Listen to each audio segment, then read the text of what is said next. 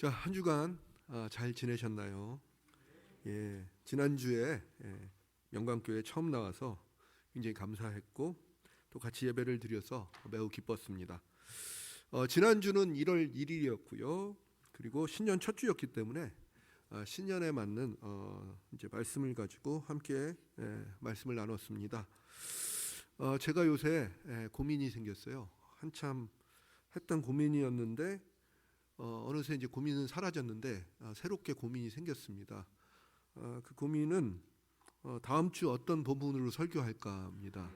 예, 제가 목회를 할 때는 이런 고민을 많이 했었는데 뭐 강의는 뭐 늘 정해진 그대로 하면 되는데 설교는 그렇지 않죠. 여러분, 그 직장인들이 가장 많이 하는 고민이 바로 뭘까요? 오늘 점심 뭐 먹을까? 그거거든요. 그런데 목사님들은 다음 주 무슨 설교를 할까가 굉장히 큰 고민입니다. 그렇지만은 하나님께서는 또 목사님들에게 또 새로운 또 영감을 주시죠. 그래서 제가 무슨 설교를 할까 이렇게 찾아보면서 명강교회를 좀 알고 싶어서 홈페이지를 봤어요. 딱 보는 순간 이거다라는 게 딱 떠오르더라고요. 뭘 봤냐면은 그 명강교회 홈페이지를 보면은 그 여러분 다 홈페이지 보시잖아요, 그렇죠? 그러면은 명강교회를 소개하는 문구가 있습니다. 예배가 살아있는, 성령님이 일하시는, 사랑의 섬김이 있는 교회. 딱 이렇게 크게 딱 나오더라고.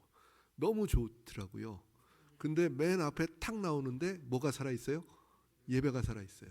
예, 제가 학교에서 뭘 가르치냐면 예배학을 가르칩니다. 예, 이거구나라는 생각이 들었습니다. 뭐 그런 것도 있지만은 사실은 우리가 지난 3년 동안 굉장히 코로나19 때문에 많은 것들이 어려워졌어요. 여러분 지금 교회 나오셨지만 다 마스크 쓰고 계시잖아요. 일상이 되게 힘들어졌습니다. 그렇죠? 뭐 우리의 일상도 힘들어지만 바로 교회도 많이 힘들어졌습니다. 또 사실은 한동안은 또 대면 예배를 못 해가지고 다 유튜브를 보고, 그래서 전 국민이 유튜브 보는 실력이 많이 늘었잖아요. 예, 그렇게 되면서 예배를 이렇게 어렵게 되니까 사실 교회도 많이 줄고, 그 다음에 교회 학교는 더 많이 줄고 정말 마음이 아픕니다. 그렇지만은 이제 조금 나아졌어요. 그래서 이제 대면 예배도 되고 또 사람들이 모이기 시작했습니다.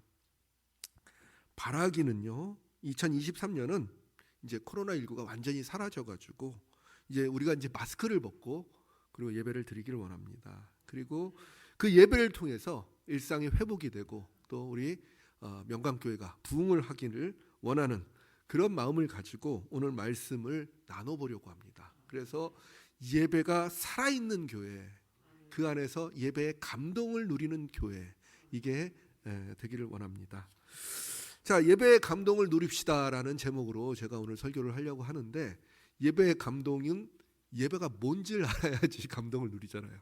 그래서 먼저 우리가 예배가 무엇인가를 한번 살펴보려고 합니다. 여러분과 저는 예배가 너무 자연스럽죠. 예, 저도 부모님 다 교회를 다니셨기 때문에, 저희 할머니부터 이제 교회를 다니셨기 때문에 태어나자마자 교회를 가는 건 너무 자연스러운 일이었고, 또 주일학교 때 아침에 일어나기 싫은 거 엄마 아빠가 깨워가지고 또 주일학교를 가는 게 너무 당연한 일이었습니다. 그래서 예배는 우리 삶에서 정말로 빠질 수 없는 가장 중요한 요소가 되었죠. 그런데 정작 우리가 이 예배에서 무엇을 하고 있고 예배가 무엇인가는 한 번쯤은 우리 다시 한번 생각을 해봐야 될 부분입니다.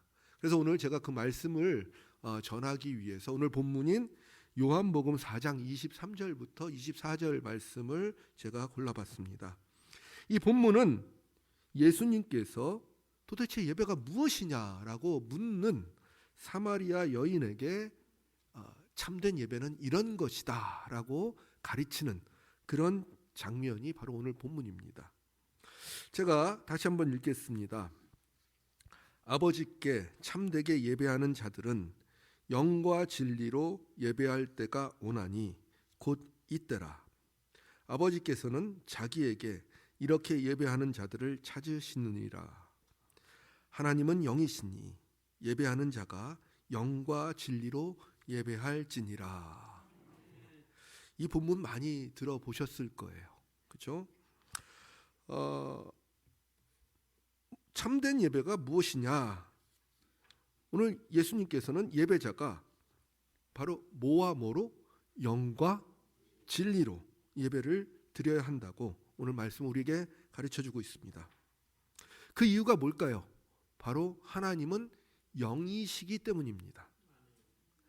여러분, 영을 보신 적 있으세요? 영을 보셨으면 그거 이상한 겁니다. 그렇죠? 예, 영을 보신 적이 없습니다. 영은 눈에 보이지 않습니다. 영은 어떤 형상도 아닙니다. 그리고 어떻게 우리가 눈으로 이렇게 감각되는 그런 것도 아닙니다. 손으로 만져질 수 있는 것도 아니에요. 바로 영이, 하나님은 영이시라는 거죠. 하지만 영은 존재합니다. 그렇기에 여러분, 어떤 사람들은 어떤 신을 믿는다고 해서 어떤 뭐 짐승의 형상이라든지 아니면 자연의 존재를 그대로 모셔놓고 거기다 절하는 사람들이 있어요. 이것은 옳지 않은 예배라는 거죠. 하나님은 영이십니다. 그렇기 때문에 영이신 하나님께 예배를 드려야 되는 거죠. 그런데 여기에는 여러 가지 이야기들이 있는데 조건이 있죠. 바로 뭐냐? 하나님은 영이신데, 그 영이신 하나님께 우리의 영이 예배를 드려야 돼요. 그래서 먼저 영으로 하나님을 예배하는 방법은 바로 무엇인가? 인간의 영이 하나님의 영께 예배를 드리는 거예요. 우리의 영이. 자, 김영락이 예배를 드리는 게 아니라 김영락의 영이 하나님께 예배를 드리는 게 중요하다는 거죠. 자, 이게 무슨 말씀일까요? 여러분, 하나님은 우리의 모든 것을 알고 계십니다.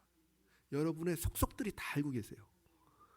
그래서 제 머리에 새치가 몇 개까지인지도 다 알고 계실 거예요. 그래서 우리는요, 하나님 앞에서는 숨길 게 없다는 거죠.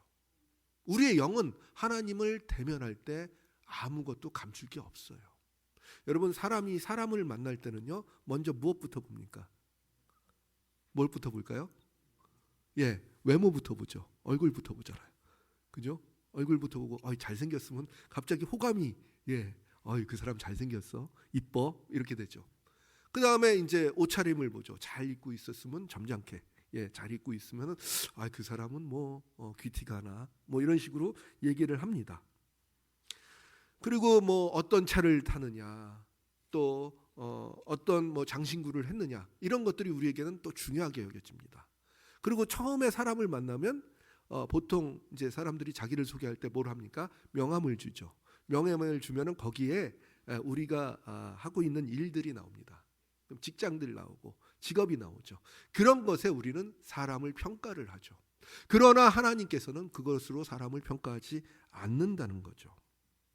인간의 만남은 외모를 보고 그가 가진 조건을 보고 만남을 가지지만, 하나님과 인간의 만남은 바로 우리의 아무것도 없는 그 발가벗은 영으로부터 하나님이 우리를 보신다는 거예요. 그래서 온전히 우리의 영으로 하나님을 경배하고 찬양하는 것이 바로 예배다, 이렇게 얘기를 합니다. 그래서 아무것도 가려지지 않는 순전한 나의 영이, 인간의 영이 하나님을 대면하는 겁니다. 그리고 그 대면 속에는요, 예수님께서 승천하신 다음에 이 땅에 오신 성령님께서 우리의 영을 감동시키시고 하나님을 예배하게 하신다는 거죠. 그래서 성령으로 감동되어 우리는 하나님을 알아보고 예배하게 만든다는 것입니다. 그렇기 때문에 예수님께서는 영으로 하나님께 찬양하고 영광을 돌리는 것이 바로 예배의 가장 중요한 요소임을 오늘 본문은 우리에게 말씀하고 있다는 겁니다. 자, 그러면 영이란 얘기를 했어요. 그 다음에 무슨 얘기가 나왔죠? 진리라는 말이 나옵니다. 진리로 예배를 드리는 것은 무엇을 의미할까요? 여러분, 진리가 무엇입니까? 이 세상에서 바뀔 수 없는 그러한 사실이 진리입니다. 자, 우리가 예배드리는 그 진리의 가장 중요한 것은 예수 그리스도의 십자가와 부활 사건을 통해서 우리가 하나님께 용서를 받고 하나님의 자녀가 되었다는 그 사실입니다. 더 이상은 희생 제사가 필요 없다는 거죠. 그래서 예수 그리스도를 인한 구원을 우리는 그 진리라고 이야기합니다. 이러한 진리는요, 예배를 통해서 여러분에게 전달되고 있어요. 여러분, 예배는요, 선포된 성서의 말씀을 통해서, 그리고 목사님의 설교, 말씀의 증언을 통해서, 그리고 우리가 올려드리는 기도를 통해서, 그리고 하나님께 높여드리는 찬송을 통해서 하나님의 그 사랑과 구원하심과 계획하심이 여러분들에게 전달이 되고 있다는 거예요. 여러분, 어떤 사람은요, 예배 때 진정한 하나님으로부터 받는 그러한 그 경험은 어떤 표적이나 기사가 있어야 된다고 생각하시는 분들이 많아요. 무슨 얘기냐? 방언을 받아야지 진정한 성령을 받은 것이고, 하나님께서 주시는 뭐 특별한 계시나 어떤 뭐 표적이 있어야지 이게 중요하다고 생각을 하는 사람들이 있습니다. 물론 이러한 현상들은 다 하나님께로 온 거 맞습니다. 그리고 이것을 부정하자는 얘기는 아닙니다. 성령의 역사 그렇게 오지요. 하지만 이것만을 바라는 것이 예배의 전부는 아니라는 거예요. 여러분, 하나님께서는요, 이런 특별한 방법보다 예배를 통해서, 예배 안에서 전해지는 하나님의 모습들을 여러분들에게 스스로 나타나고 계시다는 거예요. 그래서 여러분, 특별한 방법을 원한다고 그러면요, 이거는 결국은 뭐라고 얘기하냐면, 저는 이제 학생들한테 얘기합니다. 특별한 것만 자꾸 원하면 뭐가 되느냐? 작두 타는 무당밖에 안 돼요. 예, 무슨 얘기냐? 제가 군 생활을 할 때, 제가 근무하던 그 군부대에 이렇게 탄약고가 이렇게 높이 있었는데, 그 증가초소에서 늘 이렇게 보면 낮에 근무를 하면 밖에 다 보여요. 그 앞에 뭐가 있었냐면 굿당이 있었어요. 근데 굿당에서 이렇게 구출을 하는 게 보입니다. 이렇게 정말 호초를 쓰고 있는데 정말로 작두를 타더라고요. 무서웠어요. 근데 그런 모습들을 보면서 무엇을 느꼈느냐? 작두를 타는 건 정말 대단한 일이죠. 하지만 거기에 진리가 있냔 말이에요. 현상만 있을 뿐이에요.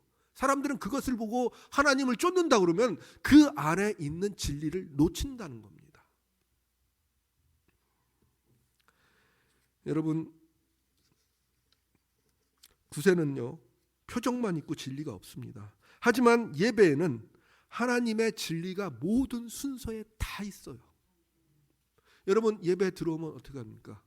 먼저 기도하시고요. 그렇죠? 여러 가지 순서가 쫙 있습니다. 근데 그 순서는 하나님께서 우리에게 나타나시는 그 순서들이 있고, 그리고 우리가 하나님께 그 계시하심에 응답을 해드리는 순서가 있어요. 예배는 그 계시와 응답의 그 만남의 순간이라는 거예요. 한쪽만 있으면 안 돼요. 우리가 양쪽으로 다 이것을 만나게 해야지 이것이 올바른 예배라는 겁니다. 여러분, 하나님께서 우리에게 계시하는 순서들은 어떤 것이 있을까요? 우리에게 나타내시는, 스스로 나타내시는, 바로 선포되는 말씀을 통해서, 그죠? 그러니까 성경 말씀을 통해서, 그죠? 그리고 그 말씀을 해석해 주시는 목사님의 설교를 통해서 또 어떻게 나타나시죠? 하나님께서 우리에게 어떻게 또 계시하십니까? 잘 모르겠어요. 죄송합니다. 질문을 많이 해서. 예, 여러분들 하나님을 아는 거는요, 우리가 기도를 통해서 알 수 있어요. 기도 때 하나님이 어떻게 표현이 되겠습니까? 그렇잖아요. 그리고 우리가 부르는 찬송 속에서도 하나님이 나타나십니다. 그렇죠? 그리고 뭐 자주 하지는 않지만 가끔 하지만 성례전을 통해서도 하나님께서 우리에게 나타나십니다.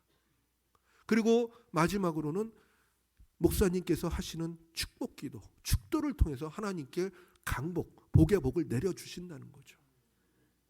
그게 하나님께서 예배를 통해서 우리에게 나타내시는 그런 모습들입니다. 그러면 거기에는 우리가 적절한 응답을 해야겠죠.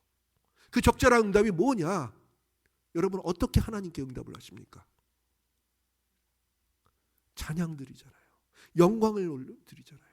그리고 여러분 오실 때 하나님께 예물 드리잖아요.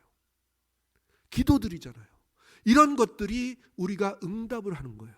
그래서 여러분 예배 시간을 다 살펴보면 처음부터 끝까지 계시와 응답이 계속 왔다 갔다 하고 있어요. 그러니까 여러분 설교만 딱 듣고 나가는 게 예배를 드린 게 아닙니다. 내가 받을 것만 받고 나가는 게 아니라 내가 올려드려야 할 마땅한 것들을 하나님께 드리는 것이 예배라는 거죠. 가끔 이제 이렇게 제가 여기는 안 그렇겠지만은 제가 다니는 교회는 좀 커요. 제가 이제 신촌교회 협동 목사인데, 그래서 이제 협동 목사들은 이제 주로 2층에서 예배를 많이 드립니다. 앞에 있으면 좀 되게 부담스러워 보이기도 하고 그래가지고 2층에서 드리는데, 이게 목사님이 막 설교를 하시잖아요. 설교를 하시고 끝나고 바로 뭐 합니까?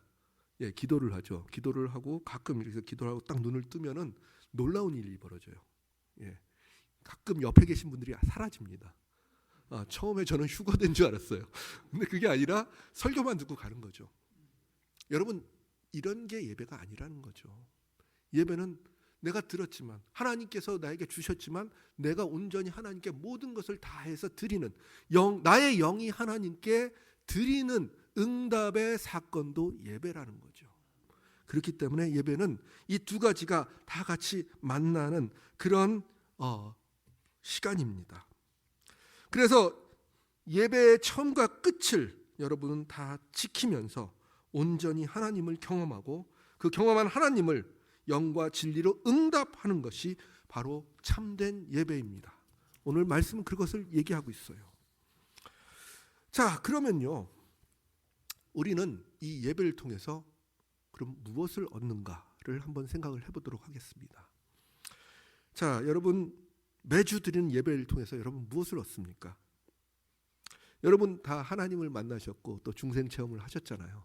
근데 제가 이제 간혹 이렇게 설교 시간이나 아니면 이제 학교 강의 시간에 묻습니다.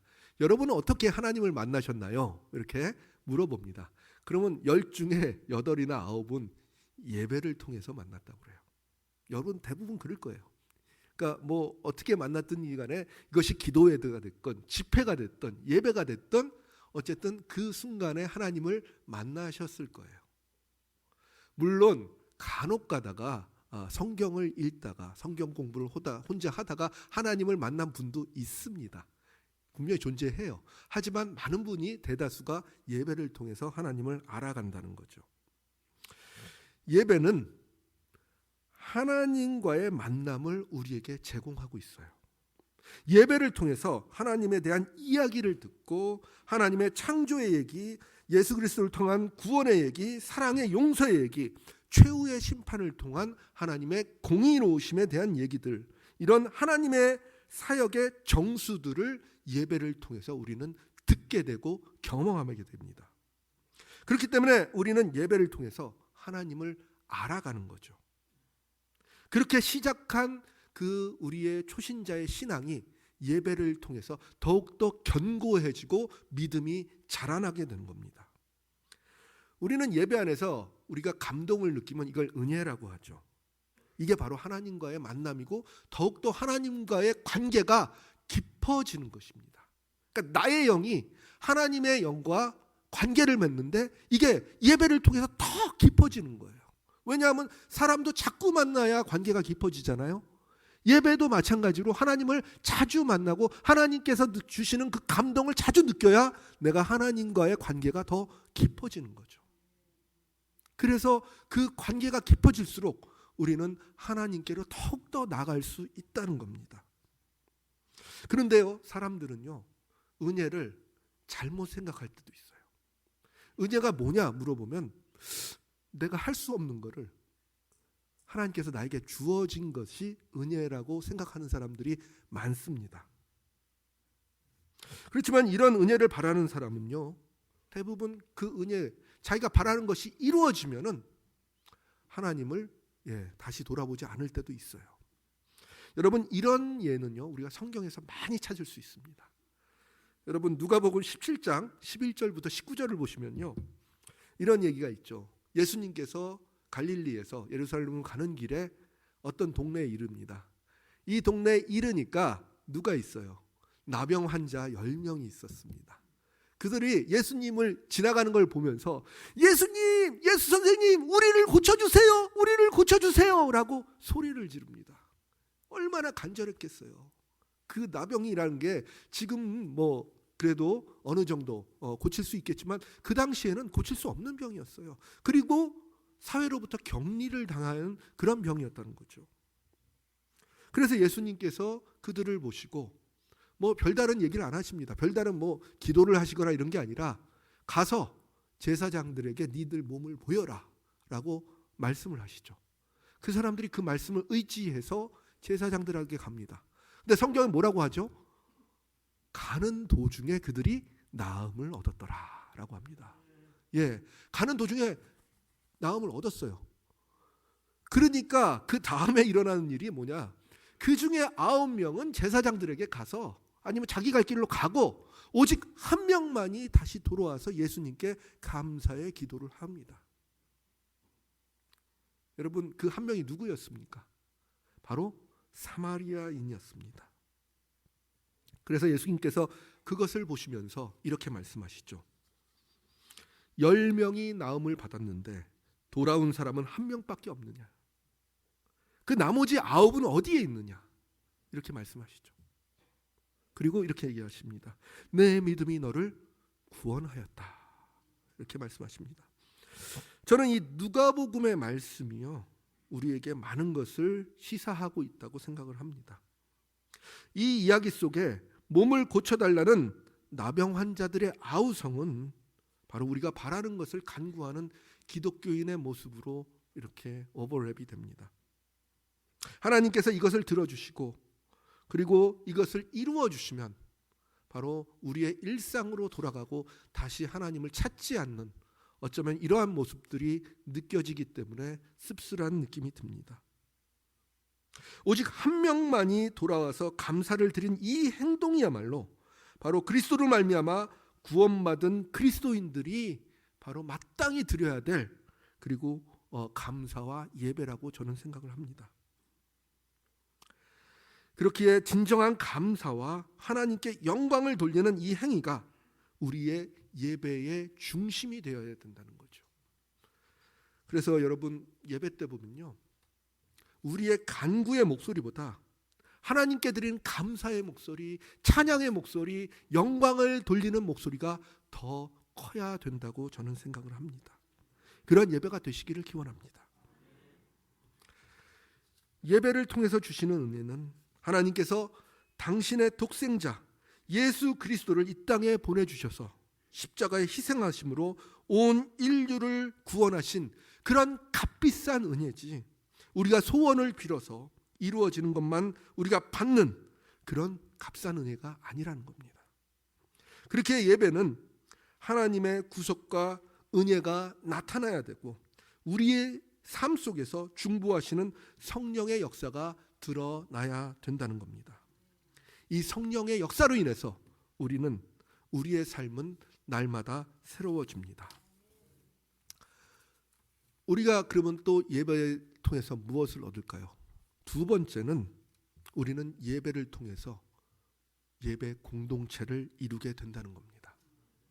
이 공동체는 이 세상의 어떤 공동체와도 견줄 수가 없는 겁니다. 그만큼 귀한 모임입니다. 예배에서는요, 나라는 말보다 우리라는 말이 더 중요하게 여겨집니다. 그리고 기도를 할 때는 우리라는 말이 아니라 저희라는 말을 사용하는 게 훨씬 더 낫습니다. 이게 무슨 의미일까요? 내가 아니라 우리라는 것은 우리가 같이 예배를 드린다는 거예요. 그 예배 공동체고요.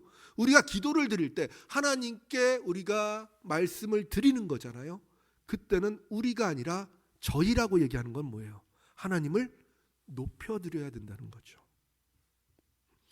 그래서 거룩하신 하나님 앞에서 공동체가 예배를 드리기 때문에 우리는 다 같이 하나님을 높여드리는 귀한 공동체가 되고, 다시 말해서 내가 아니라 우리가 함께 예배를 드립니다. 그 예배를 드리는 공동체를 우리가 뭐라고 부르죠? 바로 교회라고 부르는 겁니다. 어떤 교회에서 이런 얘기가 있었습니다. 어떤 권사님이 계셨는데 예배를 드릴 때마다 예, 이분은 이제 성령을 이렇게 되게 받는 걸 좋아하셨어요. 그래가지고 성령의 역사로 뭘 하는 걸 좋아하는데 예배를 드릴 때마다 이렇게 찬송가를 부르잖아요. 찬송가를 부르면 어느 순간 이렇게 찬송가를 부르다가 나도 모르게 이렇게 손을 들 때가 있고 막 이렇게 부르잖아요. 근데 그게 아니라 이분은 손을 바짝 듭니다.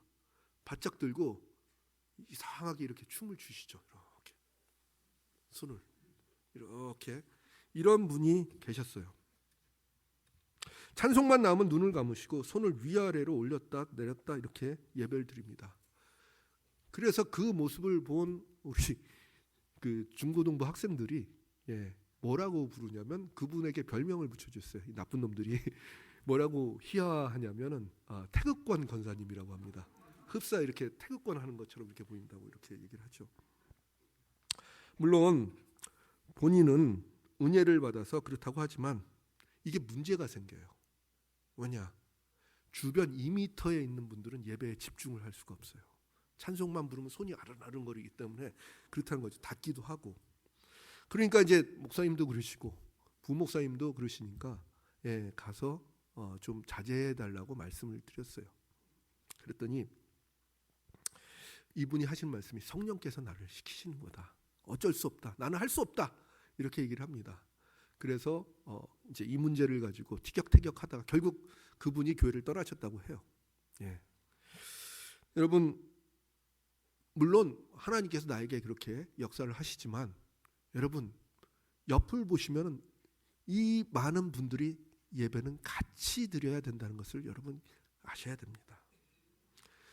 여러분 본인은 감격에 겨워서 혹은 주체할 수 없어서 그런 감정으로 춤을 추고 싶겠지만 다 같이 드리는 예배는 적절한 형식과 질서에 따라 해야 됩니다. 물론 여러분 집회 같은 데 가고 청소년들 집회 가면 다 뛰죠. 막 이렇게 뜹니다.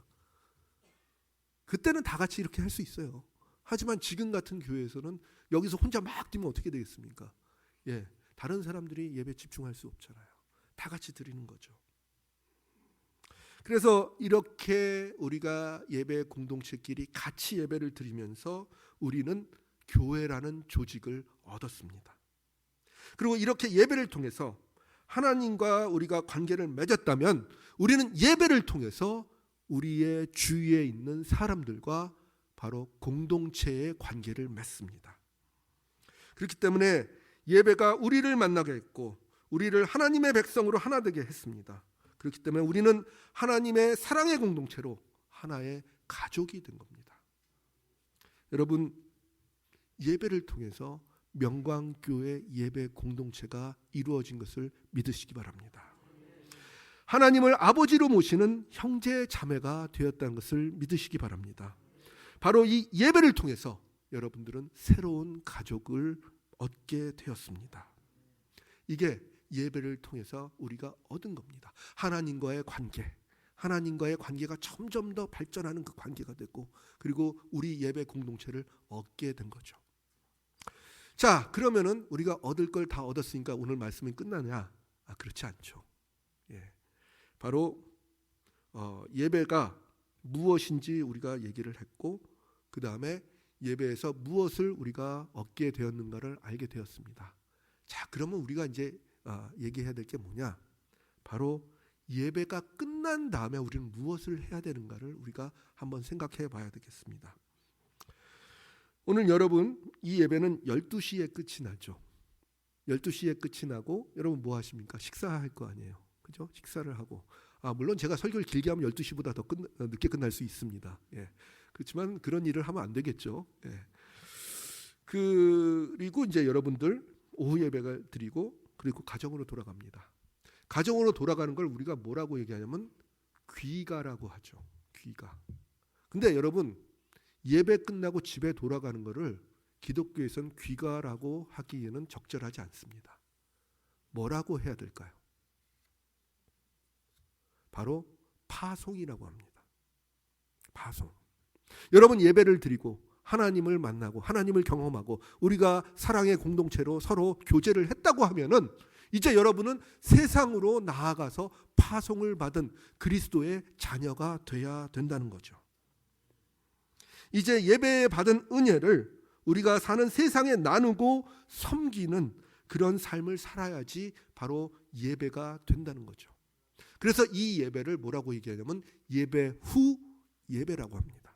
예배가 끝난 후에 여러분의 삶의 자리에서 드리는 예배라고 하죠. 이 말씀을 통해서 여러분들은 그것을 확인하시기 바랍니다. 로마서 12장 1절을 보시기 바랍니다. 제가 읽겠습니다. 그러므로 형제들아 내가 하나님의 모든 잠시하심으로 너희를 권하노니 너희 몸을 하나님이 기뻐하시는 거룩한 산 제물로 드리라. 이는 너희가 드릴 영적 예배니라. 이 말씀을 보면요, 우리의 몸을 하나님이 기뻐하시는 산 제물로 드리라고 합니다. 어떻게 제물로 드릴까요? 불구덩이에 뛰어들까요? 이거 아니잖아요. 여러분, 이 얘기는 바울이 로마 교회 사람들에게 보내는 편지예요. 하지만 이 편지는 로마 교회뿐만 아니라 지금 이 순간 명광교회 성도들에게도 보내는 편지라고 저는 생각을 합니다. 여기서 우리 몸을 산 제물로 드리라는 말씀이 있어요. 이게 무슨 의미일까요? 어렵죠. 근데 여러분, 바울이 이렇게 쓰고 그냥 아무 말도 안 했으면 어려울 텐데 그 뒤에 보면 바울이 어떻게 하라고 나옵니다. 바로 그 얘기죠. 12장 6절부터 21절 말씀이 있어요. 되게 길거든요. 그래서 제가 혼자 읽기엔 심심하니까 여러분 같이 읽도록 하겠습니다. 로마서 12장 6절부터 21절을 한번 같이 읽어보겠습니다. 제가 짝수절을 읽을 테니까 여러분이 홀수절을 읽어주시기 바랍니다. 우리에게 주신 은혜대로 받은 은사가 각각 다르니 혹 예언이면 믿음의 분수대로,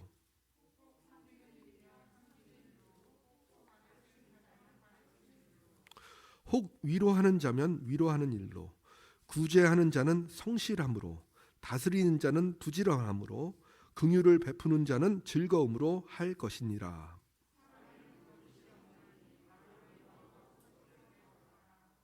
형제를 사랑하여 서로 우애하고 존경하기를 서로 먼저 하며,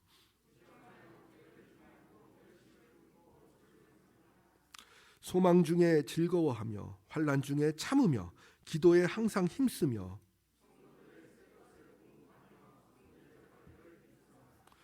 너희를 박해하는 자를 축복하라. 축복하고 저주하지 말라.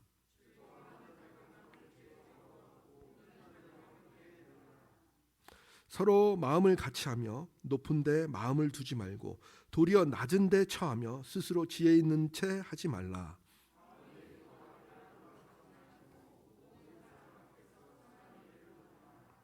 할 수 있거든 너희로서는 모든 사람과 더불어 화목하라.